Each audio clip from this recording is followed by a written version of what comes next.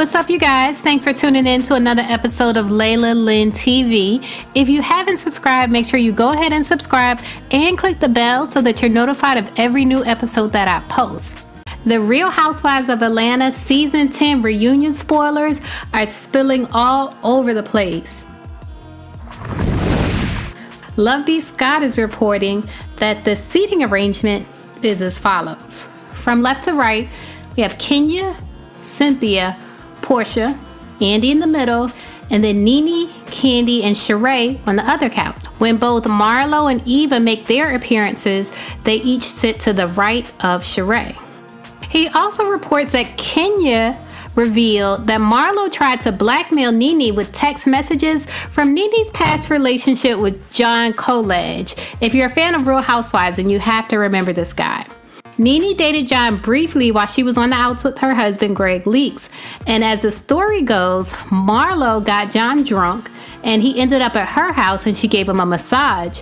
During that encounter, Marlo took his phone and took screenshots of explicit conversations between John and NeNe, and Marlo threatened to share those messages with Gregg. Now, other blogs are reporting that it was actually Porsha that revealed this bit of information, which makes sense to me since Porsha is the one that said that she had the tea on Marlo that she hadn't spilled yet. But either way, it was revealed that Marlo was trying to blackmail NeNe.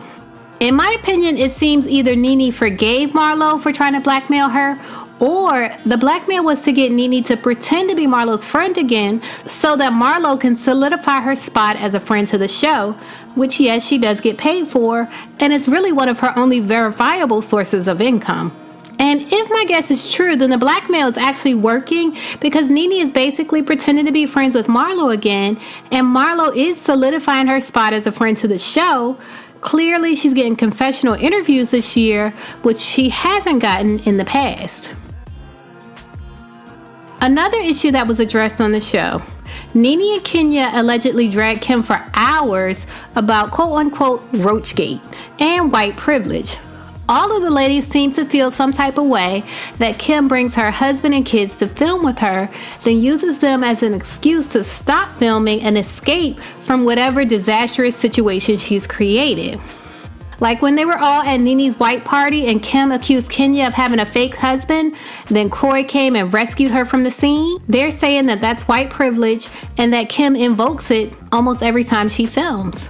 B. Scott is also reporting that during that argument, Kenya and NeNe went in on Kim. Kim refused to acknowledge Kenya while she was sitting on the end, so Kenya got up and moved to the right of NeNe to make sure she got Kim's attention. Brielle was backstage at the reunion, of course, and tweeted about how awful she felt her mom was being treated. She said, "I can't even express the anger I'm feeling right now. It's absolutely disgusting how mean grown women can be. I wish nothing more than for the cast of Roa to find happiness and peace. They need it more than anyone. I'm sick to my stomach. I will never understand the mentality of women age 40 plus attacking another woman for hours on end. I wish they would channel that negativity and anger for someone who is positive, loving, caring, and beautiful into something positive. Maybe then they'd be happy. It truly breaks my heart for all that my mom has to go through. There's not another woman on earth who could take being attacked and ganged up on for hours like she did today. There's only two reasons people hate you. You're either a threat to them or you have something they don't. Also remember, there's a reason time and time again my mom has advanced while they've all stayed stagnant. Karma really does her thing without fail." Now, NeNe also tweeted about the reunion. She said, "Epic reunion.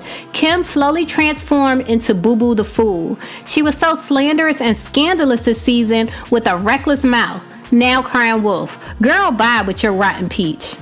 I've been ganged up on at the reunion before when we all wore white. Kenya has been ganged up on as well and dragged off the couch. No shade, but we had to take it.